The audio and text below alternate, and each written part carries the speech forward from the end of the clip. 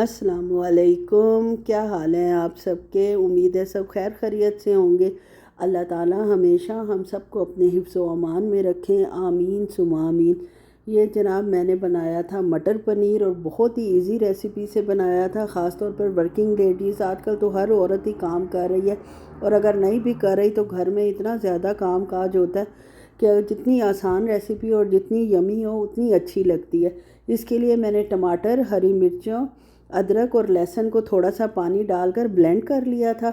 उसके बाद उसको कुकर में डाल दिया। इसके बाद जनाब फ्राइड प्याज जो है वो एक मुट्ठी भर के इसमें डाले हैं और नमक, मिर्च, हल्दी, धनिया, ज़ीरा पिसा हुआ, गरम मसाला और थोड़ी सी सुर्ख मिर्च जो है वो इसके अंदर डाल रही हूँ।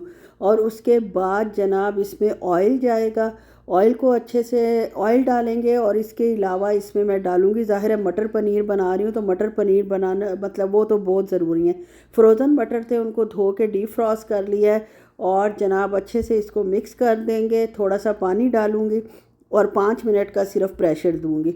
5 मिनट के प्रेशर में जनाब हमारी हर चीज़ गल के तैयार हो जाएगी। टमाटर पिसे हुए हैं तो इसलिए उसका तो कोई मसला होना नहीं। सब उन लेडीज़ के लिए और गर्ल्स के लिए फ़ायदेमंद है जो अकेली रहती हैं या पढ़ाई करती हैं या हाउस वाइफ्स हैं। बहुत आसान रेसिपी है। ये देख लीजिए कितना खूबसूरत मटर गल के तैयार हो चुके थे। उसमें जनाब मैंने अल्हम्दुलिल्लाह फ्रोज़न ही डाल दिया पनीर भी, इसलिए कि पनीर को पहले निकालना याद नहीं रहा।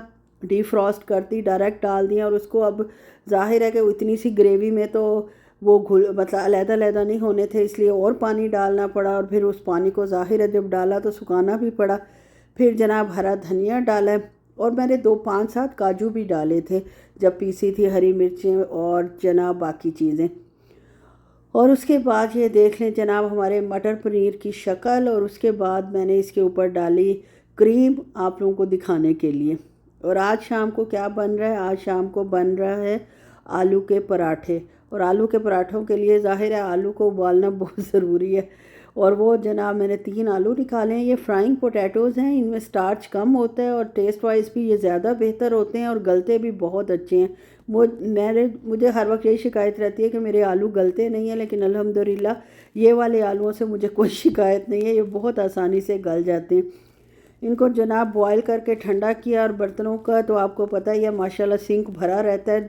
जब तक मैं किचन से जाती हूँ खाली करके जाती हूँ, जब दोबारा आती हूँ तो फिर माशाल्लाह कुछ ना कुछ इसमें कार्रवाई हुई भी होती है।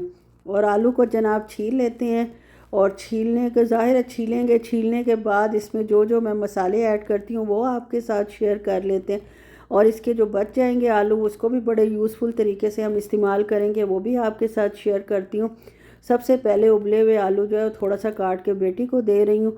वो तमाम ऐसी चीज़ें पसंद करती है जो बॉयल्ड हों और जिसमें चिकनाई ना हो और कुछ भी ना हो, बस सूखे सूखी चीज़ हो, ना नमक हो ना मिर्च हो। माशाल्लाह क्या बच्ची है। उसके बाद जनाब मैंने जो है वो आलूओं को अच्छे से मैश कर लिया। इतने अच्छे वैसे हुए नहीं थे। इसमें हल्दी, नमक, चाट मसाला, कुटी लाल मिर्च और जनाब थोड़ा ये डाला है हरा धनिया। फ्रोज़न ही था लेकिन ये आलू बहुत अच्छे हैं तो इनमें कोई पानी शानी इन्होंने नहीं छोड़ा। और लेमन का रस डाला है। और इसके अलावा इसमें थोड़ा सा मैंने कुटा हुआ ज़ीरा भी डाला था। और जनाब इसमें हरी मिर्च चॉप करके डाली है क्योंकि हमें तो भाई चटपटी चीज़ें अच्छी लगती हैं, फीकी फीकी तो खाई नहीं जाती। और पराठा तो ख़ास तौर पे अल्लाह माफ़ करे वो किसने खाना है इतना फीका। और जनाब बेटी को खैर वो भी पराठे में तो चटपटा ही पसंद करती है, लेकिन जो स्नैक्स के तौर पे चीज़ें खाती है वो ही सिर्फ खा सकती है। मेरी अपनी बच्ची है लेकिन मैं कह रही हूँ सिर्फ वही खा सकती है। फीकी पान होती हैं यार, उसमें कुछ भी नहीं होता। उसके बाद जनाब ये थर्सडे का दिन है और शाम को बन रहे हैं आलू के पराठे। और पराठे जो है वो जितना बारीक पराठा हो उतने मेरे हस्बैंड की नज़र में वो बहुत अच्छा और सलीकामंद और बड़ी घरेलू टाइप और बड़ी जनाब अच्छी कुक है जो बहुत अच्छा। और आलू का पराठा जितना बारीक हो सके उतना बनाए तो बस जी वो उनकी नज़र में तो बस उस दिन आपकी चांदी हो गई ना। चांदी मीन्स आपकी बड़ी वैल्यू बन गई। तो बस ये देख लें, मैं ये तो खैर मैं अपने लिए बना रही हूँ इसलिए मुझे इसकी कोई इतनी केयर नहीं है कि बहुत पतला हो।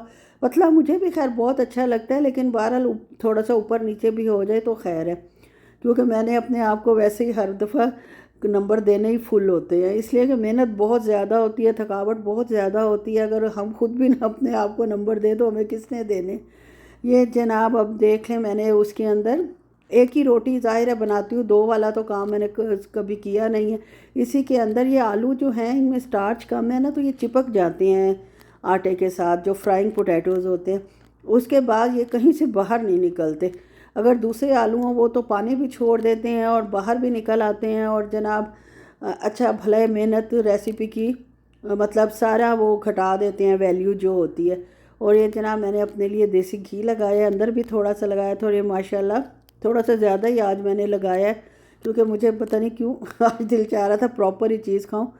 तो ये जनाब मेरा पराठा तैयार हो गया। अब जनाब बेटी का हो रहा है, बेटी का भी मैंने देसी घी में ही बनाया था, और ये हस्बैंड साहब के हैं, उनके देख लें किस कदर बारीक पराठे हैं।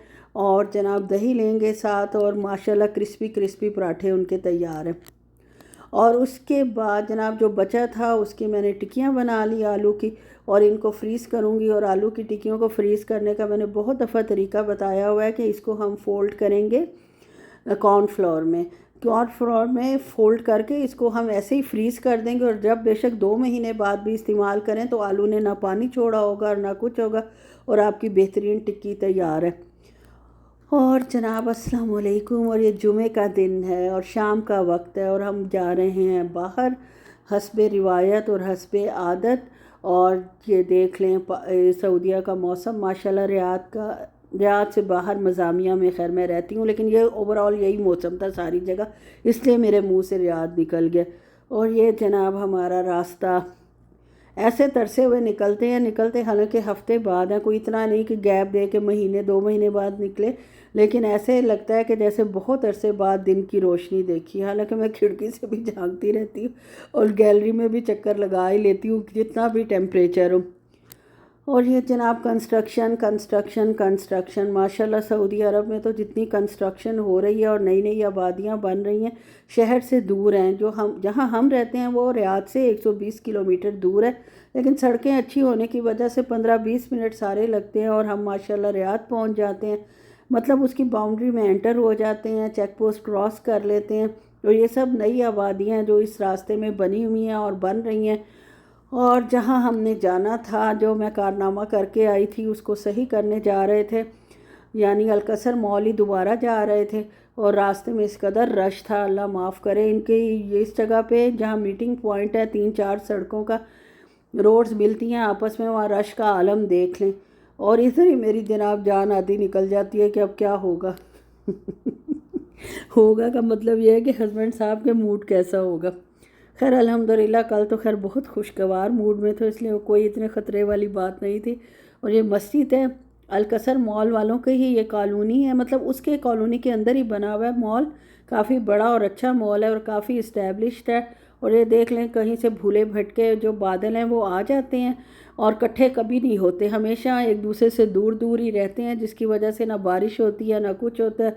और टेम्परेचर भी जनाब 46-45, इस कदर ड्राइनेस है कि आंखें भी जनाब हर वक्त ऐसे रहती हैं ड्राई ड्राई, और उनको ठंडे पानी के छींटे मारने पड़ते हैं, वरना आपको नज़र ही कुछ नहीं आ रहा होता, आप सही तरह देख नहीं पा रहे होते। ये जनाब मॉल में हम एंटर हो गए हैं। बेसमेंट में हमने गाड़ी खड़ी की थी, जगह ही इतनी थी। ये सारी जनाब वर्किंग लेडीज़ हैं जो सामान लेकर बैठी हुई हैं, इनकी कंपनी की तरफ से बस आएगी और वो इनको लेकर जाएगी। और अच्छा लग रहा था माशाल्लाह, नीट एंड क्लीन, और लाइट्स और घर से डिफरेंट, वो टीवी लॉन्च का सोफ़ा, टेबल, झाड़ू पोछा, उससे बहुत डिफरेंट था। साफ़ सुथरी जगह पर हम आ गए थे। और ये जनाब इन्होंने फ्रॉड सेल लगाई हुई थी कि 50 रियाल में 5 चीज़ें ख़रीदें, 100 रियाल में भी 5 हैं, लेकिन 20 रियाल की एक चीज़ वो आपको नहीं देते, 5 ही ख़रीदनी पड़ती हैं। और जनाब ये 23 सितंबर को इनका जनाब इंडिपेंडेंट डे है, और ये उसके लिए ग्रीन कलर के जो कम्बिनेशन बन सकते हैं जूतों समेत वो बने हुए हैं, और हैं भी खैर काफ़ी खूबसूरत और काफ़ी एक्सपेंसिव भी। तो बहरहाल ये इंजॉय किया है सारा जनाब। और मॉल भी इतना बाहर पार्किंग की जगह नहीं थी, और मॉल के अंदर जो है वो रश का देख लें कोई नामो निशान नहीं है। फूड कोर्ट में हमेशा रश होता है, वहाँ बहुत ज़्यादा लोग होते हैं, लेकिन आम मॉल में अगर आप देखें तो इतना ज़्यादा रश नहीं है, कुछ शॉप्स पे रश होता है। और जनाब इस दफ़ा जो मुझसे चीज़ मिस हुई है वो हुई है होम सेंटर में, 70% तक ऑफ था। और जनाब ये उस रैक अब मैं गई हूँ, जब मेरी नज़र पड़ी है तो बस यही चीज़ें बची थी और सारे रैक्स खाली हुए थे। लोग तो इस तरह लूट कर ले गए हैं। मैं भी फ्री मिल रही हूँ, फ्री तो खैर कोई भी कुछ नहीं देता, वो जो 70% ऑफ था उसमें भी उन्होंने जनाब अपना प्रॉफिट रख के ही मुझे लगता है निकाला होगा। लेकिन ये है कि कुछ चीज़ें जो रह गई थी वो बहुत एक्सपेंसिव वाली थी। ये उन लोगों के लिए फ़ायदा मंद थी जो ख़रीदते ही 500-700 रियाल की चीज़ है, उनको अगर 70% ऑफ मिले तो उसको फ़ायदा हो जाए। हमने तो इतनी महंगी और एक्सपेंसिव चीज़ मैं ख़रीदती नहीं हूँ, क्योंकि मेरा अपना घर ही यहाँ नहीं है। हम लोग तो इंशाल्लाह तब तक हैं जब तक अल्लाह मियाँ ने हमारा रिस्क लिखा हुआ है, तो हम यहाँ मौजूद हैं। तो इसलिए इतनी महंगी चीज़ें ख़रीदने का फ़ायदा नहीं। लेकिन बहरहाल जो बचा खुचा सामान था वो मैं आपके साथ भी शेयर कर रही हूँ। आपके शहरों में भी सेलें लगती होंगी तो इसी तरह लूट मार मचती है कि नहीं मचती? और इतनी ज़्यादा अच्छी सेल वैसे पाकिस्तान में तो लगती नहीं है। हाँ, कपड़ों की दुकानों पर खूब सेल लगती है, जो कपड़ों के ब्रांड्स हैं, और उस तरह इतनी तबाही मचती है कि औरतें आपस में लड़ रही होती हैं और 5 बजे से 6 बजे से आके लाइनों में लग जाती हैं। तो जनाब ये फूड कोर्ट में आ गए हैं और आपकी बहन को क्या पसंद है? दाल आपको पता है, और साथ रोटी। और ये बड़ी मज़े की होती है, यमनी दाल होती है जो मैं बहुत शौक़ से खाती हूँ। मैंने तो ये ली थी और किसी और ने इसको लिफ्ट बिल्कुल नहीं कराया। और बाकी लोगों ने जो लिया था वो आप देखें, इंजॉय करें व्लॉग को, और दुआओं में हमेशा याद रखें और अपना बहुत ख्याल रखें। मेरे चैनल को लाइक, सब्सक्राइब और शेयर करें अपने फ्रेंड्स के साथ, रिलेटिव्स के साथ। और जनाब मुझे दें इजाज़त। अल्लाह हाफिज़।